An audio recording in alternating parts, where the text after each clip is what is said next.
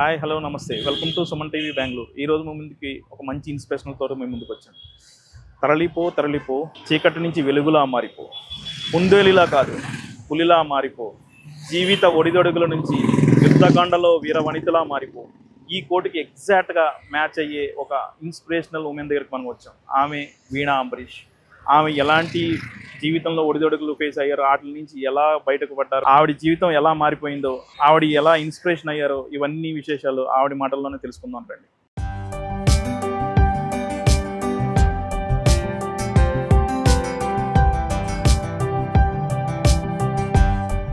నమస్కారం. నమస్కారం. మీ ఇప్పుడు ఈ కర్రీ దోశ అనే షాప్ ఇక్కడ స్టార్ట్ చేశారు కదా, ఇక్కడే స్టార్ట్ చేశారా అంతకుముందు ఎక్కడైనా? దీనికి ముందు నేను ఒక బండిలో వచ్చి ఓమ్ని కార్లో జేపీ నగర్ 7th phase లో జేపీ నగర్ లో 7th phase లో స్టార్ట్ చేశాను. ఓకే. అక్కడ ఒక 8 months రన్ చేసేసి ఆమె ఇప్పుడు ఇక్కడ స్టార్ట్ చేశాను. ఆ తర్వాత ఇక్కడికి వచ్చారు. ఓకే, అసలు మేము మీ గురించి తెలుసుకున్నాం. మీ గురించి తెలిసి చాలా ఇన్స్పిరేషన్ స్టోరీ మీది. ఎప్పుడైతే మీ స్టడీస్ నుంచి అవన్నీ కూడా మీరు అసలు అసలు ఈ మనకి ఇది కర్రీ దోశ అని పెట్టాలనే ఆలోచన ఎలా వచ్చింది, ఎప్పుడు వచ్చింది మీకు? నాకు ఇది లాస్ట్ ఇయర్ వచ్చింది. యాక్చువల్లీ ఫిబ్రవరి దాకా నేను ఐటీలోనే ఐటీలో పనిచేస్తాను. ఎక్కడ చేశారు? నేను ప్రోవరెన్ సొల్యూషన్స్ దాంట్లో చేస్తాను. సో అది అయిన తర్వాత ఒక 1 month గ్యాప్ ఎందుకు తీసుకున్నాను. మానేయాలనిపించింది అది? లేదు, యాక్చువల్లీ అంటే లాట్స్ ఆఫ్ స్ట్రగుల్స్ ఉండే నాకు. కొంచెం లాంగ్ టైం స్ట్రెచ్ గా కూర్చొని కొంచెం ప్రాబ్లం అవుతా ఉండే నాకు. ఓకే. సో అందుకని వేరే ఏదైనా చేస్తాం అన్నప్పుడు నాకు ఈ ఐడియా వచ్చింది. ఓకే, ఇప్పుడు మీరు లాంగ్ టైం తెచ్చున్నారంటే మేము విన్నాం దట్ మీరు చదువుకునే రోజుల్లోనే మీకు ఒక బిగ్ యాక్సిడెంట్ జరిగింది. యాక్సిడెంట్ జరిగి మీరు చాలా ఇబ్బందులు పడ్డారు ఆ టైంలో. అసలు ఏంటి, ఎలా నాకు ఒక 3 surgeries అయింది. ఆమెకి ప్లాస్టిక్ సర్జరీ చేశారు. యాక్చువల్లీ నాకు ఒక బస్సు ఫ్లాష్ అయ్యి నాకు రైట్ ఫుట్ లేదండి. సో ఫుటే లేదు, నాకు లేదు ఫుట్ లేదు. అందుకని వాళ్ళు ప్లాస్టిక్ సర్జరీ చేసి అండ్ 3 operations చేశారు. బట్ స్టిల్ వెయిన్స్ అనే ఏది సపోర్ట్ చేయలేదు. అందుకని ప్లాస్టిక్ సర్జరీ చేసి ఇచ్చారు. సో లాంగ్ టైం కూర్చోనేకైనా, long time travel or long time sitting నాకు అయ్యేది. స్టాండింగ్ అయితే ప్రాబ్లం ఉండదా? అది కూడా ప్రాబ్లమ్. మాక్సిమం ఒక 3 to 4 hours అంతే. దానిపై నా వల్ల అయ్యేది. ఏ టైంలో జరిగింది ఇది? ఇది నేను సెకండ్ PUC చదివాను. Second PUC. ఓకే. అందులో నేను డిగ్రీను చేశాను, డబుల్ డిగ్రీను చేసేసాను. బ్యాంక్ లో స్టార్ట్ చేశాను నా కెరియర్ ని. ఆమెకి అక్కడి నుంచి ఐటీకి షిఫ్ట్ అయ్యాను. బ్యాంక్ లో కూడా చేశారు? బ్యాంక్ లో ఏం చేశారు? HDFC లో సేల్స్ ఆఫీసర్ గా ఉంటున్నాను. ఆమెకి యాక్సిస్ బ్యాంక్ లో రిలేషన్షిప్ మేనేజర్ గా ఉంటుంది. అది అయిన తర్వాత నేను ఐటీ స్టార్ట్ చేశాను కెరియర్. అది అయ్యి ఆమె దాన్ని కుక్ చేసి దాని నుంచి ఇక్కడికి ఇలా వచ్చాను. మీరు చాలా స్ట్రగుల్ చేసి ఉంటారు కదా టైం. మీ పేరెంట్స్ గానీ అలా వాళ్ళు ఎలా సపోర్ట్ చేశారు మీకు? వాళ్ళ సపోర్ట్ ఉంటది కదా. సో ఆబ్వియస్లీ ఇది అంటే ఉంటది కదా. ఓకే, ఈ కూర్చుని మీకు ఇబ్బంది ఉంది. అప్పుడు మళ్ళీ మనం ఏదైనా మీరు ఏదైనా చేయాలి అని చెప్పి మీరు బయటకు. ఇంకొకటి నాకు ఫస్ట్ నుంచి ఏదైనా బిజినెస్ చేయాలనేది ఉండే. నాకు ఫస్ట్ నుంచే ఉండేవి. దానికనే ఏమో నాకు తెలియకుండానే నేను బిజినెస్ అడ్మినిస్ట్రేషన్ MBA అలాగే తీసుకున్నాను. అలాగే నాకే తెలియకుండా నేను ఆ సబ్జెక్ట్స్ ఓరియంటెడ్ గానే ఉండిపోయాను నేను. సో ఆమెకి లైక్ ఐ థాట్ HR గా ఉండి ఆమెకి దాని నుంచి బ్యాక్ టు బిజినెస్. కానీ ఆల్మోస్ట్ మీరు ఈ ప్రాబ్లం, మీరు ఏదైతే యాక్సిడెంట్ జరిగినప్పుడు ప్రాబ్లం, ఆ యాక్సిడెంట్ ఎలా జరిగింది మీకు? అంటే రోడ్ క్రాస్ చేసేటప్పుడు ఒక సిగ్నల్ ఉండి అప్పుడే, కానీ కొంచెంగా ఇలా క్రాస్ చేసేటప్పుడు బ్యాగ్ టచ్ అయ్యి బస్సుకి కింద పడి నేను టైర్ పైన కాలిపోయిన. కానీ ఆ టైంలో మీరు చేసిన స్ట్రగుల్ కానీ చాలా చాలా చాలా చాలా ఉండే. ఎన్ని ఇయర్స్ పట్టిందని మీకు మళ్ళీ బయటికి రావడానికి? మళ్ళీ నార్మల్ 2 years పట్టింది. 2 years పట్టింది. హాస్పిటల్లో 6 months ఉండిపోయాను నేను. కంటిన్యూస్ గా 3 surgeries అయ్యింది నాకు. ఒక 6 months హాస్పిటల్లోనే బెడ్ రిడన్ గానే ఉంటుంది. దాని తర్వాత నార్మల్ గా లేసేకి అవ్వలేదు నాకు. So I was using this walking stick. ఆమెకి నా వాకింగ్ స్టిక్ నుంచి కస్టమైజ్ చెప్పులకి వచ్చాను, కస్టమైజ్ చెప్పుల నుంచి నార్మల్ చెప్పులకి వచ్చాను.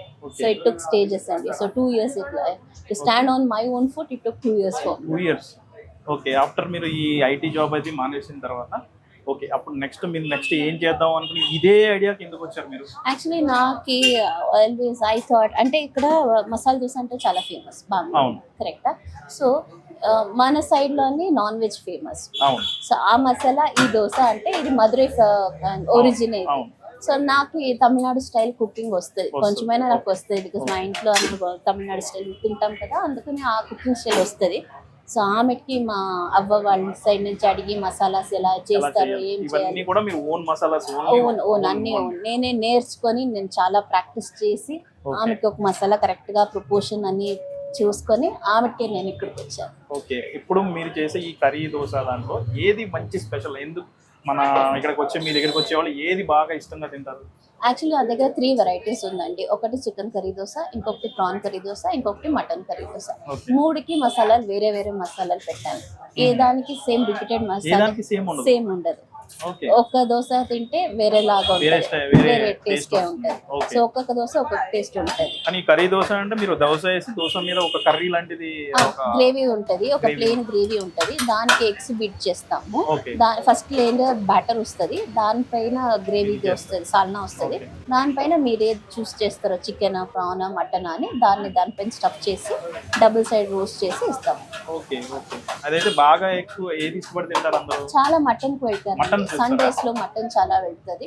ఇంకా సీ ఫుడ్ లవర్స్ అయితే ప్రాన్ తీసుకుంటారు. ప్రాన్స్ కూడా ప్రాన్స్ ఉంటుంది రోజు. ఇంకోటి కూడా చూసాను మీ దగ్గర మటన్ చాప్స్ అని, అదే ఎలా ఉంటాయి మటన్ చాప్స్ అంటే? అంటే మా సైడ్ లో దాన్ని తన్నికొళం అని చెప్తారు. తన్నికొళం ఇస్ లైక్ వాటరీ లా ఉంటది, మసాలా లాగా heavy masala, coconut wave movement. Okay okay. So it is like chops గా ఉంటది.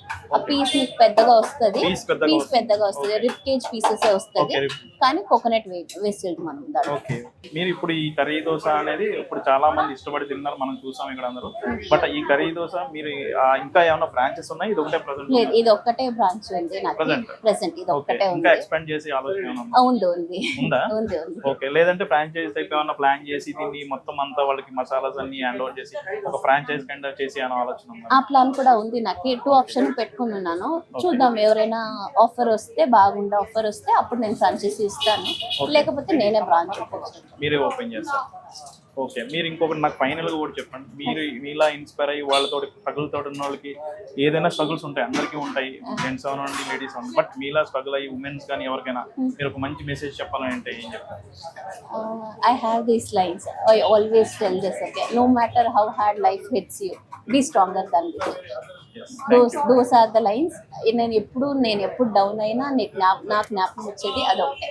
పడిపోయే ముందు మనం ఎంత స్ట్రాంగ్ గా ఉన్నామో, పడి లేచినాక ఇంకా స్ట్రాంగ్ గా డబుల్ స్ట్రాంగ్ గా ఉండాలి. ఓకే. ఇవన్నీ చూసాం. ఇప్పుడు మీ దగ్గర ఏదైతే దొరుకుతుందో స్పెషల్ అవి కూడా చూద్దాం మనం.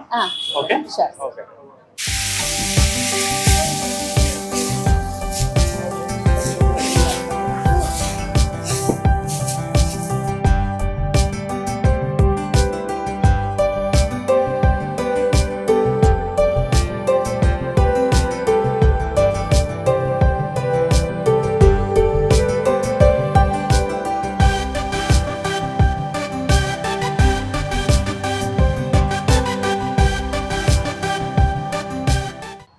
చేస్తున్నారు కదా, ఇది ఓన్లీ ఎగ్ టాపింగ్ చేశారు కదా ఇది? ఇది ఒక బ్యాటర్ వచ్చింది కదా, ఒక లైన్. నెక్స్ట్ బ్యాటర్ మళ్ళీ వస్తుంది, దానిపైన కోట్ వస్తుంది. ఇది ఒక కోట్ అయ్యింది, దీని తర్వాత మీట్ వస్తుంది. అంతే, మీట్ అయిన తర్వాత డబుల్ సైడ్ రోస్ట్ అవుతుంది. ఓకే. ఇప్పుడు మీరు ఇది చేస్తున్నారు కదా, మీకు ఇప్పుడు ప్రెజెంట్ మీ ఫ్యామిలీ నుంచి ఎవరు సపోర్ట్ ఉన్నారు? మీ హస్బెండ్ చేస్తున్నారు? హస్బెండ్ చెప్తున్నారు, ఆయన చూసుకుంటున్నారు. Okay okay.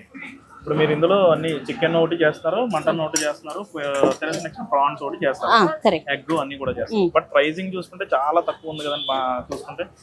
అంటే చాలా చోట్ల చూస్తూ ఉంటాం బ్రాండ్ అని చెప్తారు కానీ, బట్ ఏంటంటే ఎవరైనా రావాలి అంటే తినడానికి వస్తారు కానీ అఫోర్డబుల్ గా లేకుండా వాళ్ళు ఇచ్చిన ప్రైసెస్ కానీ, ఒక చిన్న ఇడ్లీ తీసుకుంటే 140-130 రూపీస్ అంత. బట్ ఇక్కడ చూస్తుంటే మంచిగా వాళ్ళు ఏది కావాలంటే అది హ్యాపీగా తినచ్చు, అఫోర్డబుల్ గా తినచ్చు. కరెక్ట్. నా ఏం ఉండేది అదే. ఫస్ట్ యాక్చువల్ గా నేను షాప్ స్టార్ట్ చేసినప్పుడు 10 రూపీస్ దోశ ఇస్తా ఉంటాను. ఆ మిట్ నుంచి ఇప్పుడు షాప్ వచ్చాను కదా అని 20 రూపీస్ చేస్తాను. కానీ నేను స్టార్ట్ చేసినప్పుడు 10 రూపీస్ వస్తాను. ఇప్పుడు అప్పుడన్నీ 10 రూపీస్. ఏమిటంటే ఇప్పుడు షాప్ రెంట్ ఉంది, అప్పుడైతే షాప్ రెంట్ లేదు నాకు, అందుకని అప్పుడు తక్కువ పెట్టింది. ఇప్పుడు నాకు షాప్ రెంట్ ఉంది కాబట్టి ఒక 10 రూపీస్ ఎక్కువ చేసాను. అది కూడా నేను ఫస్ట్ ఇక్కడ స్టార్ట్ చేసినప్పుడు పెట్టలేదు, సేమ్ ప్రైసింగ్ లోనే ఉంటుంది. ఇప్పుడు ఒక 1 మంత్ నుంచి 10 రూపీస్ ఎక్స్ట్రా చేశానండి. స్టిల్ అన్ని కూడా మంచి టేస్ట్ ఉంటాయని అందరూ చెప్తున్నారు. అవునా? అవును, చాలా మంచి టేస్ట్ ఉంటాయని. బట్ అఫోర్డబుల్ ఉండడం కూడా చాలా ఇంపార్టెంట్. అవునవును, మీరు అది కరెక్ట్ గా పెట్టారు. ఓన్లీ మీ దగ్గర దోశ ఒకటేనా? అంటే everyday evening 6 to 10 shop run అవుతుంది. దోశలు మాత్రం ఉంటుంది. ఓన్లీ ఈవినింగ్ మార్నింగ్ ఆఫ్టర్నూన్ లేదు, ఈవినింగ్ మాత్రం 6 to 10 ఉంటుంది. ఇక సండేస్ అయితే మార్నింగ్ ఈవినింగ్ 2 times. బట్ మన ఇది ఎగ్జాక్ట్ ఏరియా ఏమని చెప్పొచ్చు? ఇది BTM లేఅవుట్ సెకండ్ స్టేజ్. మీరు గూగుల్ లో కర్రీ దోశ BTM వేస్తే షాప్ వచ్చేస్తుంది. అవును. ఇది ప్రాన్స్ అండి, ఓకే ట్రై చేయండి, బాగుంటుంది. ఓకే చూసారు కదా, ఇది మనకి ప్రాన్స్ తీసుకున్నాం. మనం టేస్ట్ చూద్దాం. చూడు ఫ్లఫీనెస్ టాప్ బాగుంది దోశలో. పక్కా చెప్పాలంటే దోశలో ఎగ్ అనేది ఎగ్జాక్ట్ ఎగ్. ఆ ఎగ్ తోటి నార్మల్గా మనం ఎగ్ వేసి ఎగ్ పైన ఇష్టం కాదు, ఎగ్ దోశకు వేరేగా చేస్తున్నారు. బట్ దీనికి సెపరేట్ టాపింగ్. బట్ దాని టాపింగ్ వచ్చేటప్పటికి మళ్ళీ ప్రాన్స్ ఉంది. బట్ ఆవిడ చెప్పినట్టు ఆవిడ ఇన్స్పిరేషనల్, ఎలాగ సీరియస్గా తీసుకుని ఇన్స్పిరేషనల్గా ఆవిడ ఇవన్నీ చేశారో ఫుడ్లో కూడా చూడవచ్చు మనం. ఆ టేస్ట్ నెక్స్ట్ అఫోర్డబుల్నెస్, ఎవరైనా వచ్చి మంచిగా 60 రూపీస్ 70 రూపీస్కి దోశ అంటే చాలా అఫోర్డబుల్గా ఉంది. ఈవెన్ ప్లెయిన్ దోశ వచ్చేటప్పుడు 20 రూపీస్. బట్ ఆ టేస్ట్ కూడా అలా ఉంది. ఆవిడ ఇంట్రెస్ట్ అన్నీ కూడా తెలుస్తున్నాయి ఇందులో. చాలా బాగుంది, ఎక్సలెంట్ టేస్ట్. సీరియస్లీ మీరు ఎక్కడైనా దగ్గరగా ఉంటే మాత్రం ఖచ్చితంగా వచ్చి ఒకసారి టేస్ట్ చేసి చూడండి, మీకు తెలుస్తుంది. బాగోలేదంటే మాత్రం ఖచ్చితంగా కామెంట్లో మాత్రం మీరు చెప్పండి బాగోలేదని చెప్పి. బట్ ఎక్స్ట్రాడినరీ ఉంది, చాలా చాలా చాలా బాగుంది. ఈ దోశలో ఉంది మనం చెప్పుకుంటాం కదా, ఏం చెప్పాలంటే ఏం దోశ అంటే మనకి తెలుగులో చెప్పాలంటే పుల్లట్టు ఉంటాం కదా, పుల్లట్టు మీద పైన ఎగ్ అది వేసి టాపింగ్, దానిపైన టాపింగ్ చేసి చికెన్ కావాల్సి చికెన్, మటన్ కావాల్సి మటన్ ಕರ್ರಿ పెట్టి దాన్ని ಫ್ರೈ చేస్తున్నారు. చాలా బాగుంది. ನಾವು ಫಸ್ಟ್ ಟೈಮ್ ಬಂದಿರೋದು, ವರ್ಡ್ ಆಫ್ ಮೌತ್ ಅಲ್ಲಿ ಕೇಳ್ಕೊಂಡು ಬಂದಿರೋದು. ಆಕ್ಚುಲಿ ಇನ್ನೊಬ್ರು ಯಾರೋ ತಿಂದು ತುಂಬಾ ಚೆನ್ನಾಗಿದೆ ಅಂತ ಸಜೆಸ್ಟ್ ಮಾಡಿದಕ್ಕೆ ಬಂದಿರೋದು. ಸೊ ಫಸ್ಟ್ ಟೈಮ್ ಬಂದಿರೋದು. ನಾವು ಮನೇಲಿ ಏನೇ ದೋಸೆ ಚಿಕನ್ ಕರಿ ಏನೇ ಮಾಡ್ಕೊಂಡು ತಿಂದ್ರು ಇದು ನಿಜವಾಗ್ಲೂ ಚೆನ್ನಾಗಿದೆ ಟೇಸ್ಟು. ಆ್ಯಂಡ್ ಡಿಫ್ರೆಂಟ್ ಆಗು ಇದೆ in the sense the presentation wise. ನಾವು ದೋಸೆ ಹಾಕೊಂಡು ಸೈಡ್ಗೆ ಕರಿ ಹಾಕೊಂಡು ತಿಂತೀವಿ, ಇವರು ದೋಸೆ ಮೇಲೇ ಹಾಕಿ ಒಂಥರ ಡಿಫ್ರೆಂಟ್ ಆಗಿ ಅದನ್ನ ಪ್ರೆಸೆಂಟ್ ಮಾಡಿಕೊಟ್ಟಿದ್ದಾರೆ. ಆ್ಯಂಡ್ ಟೇಸ್ಟ್ ವೈಸ್ ಅಲ್ಲಿರೋ ಈಚ್ ಐಟಮ್ ಮಸಾಲಾಸ್ ಎಲ್ಲಾನು ಡಿಫರ್ ಆಗುತ್ತೆ, ಒಂದು ತರ ಇನ್ನೊಂದು ದೋಸೆ ಟೇಸ್ಟ್ ಆಗಲ್ಲ. And they have 3 non veg options, prawns, chicken as well as mutton. So preference wise ಅಲ್ಲಿ ನಮ್ಮ ಮನೇಲಿ ಎಲ್ಲರೂ 3 ಜನನು 3 ಬೇರೆ ಪ್ರೆಫರೆನ್ಸ್. ಸೊ 3 ಜನದ preference satisfied. Very very happy visit ಮಾಡಿದ್ದಕ್ಕೆ. And I would recommend everyone to definitely come. Please do like, share and subscribe Suman TV Bangalore.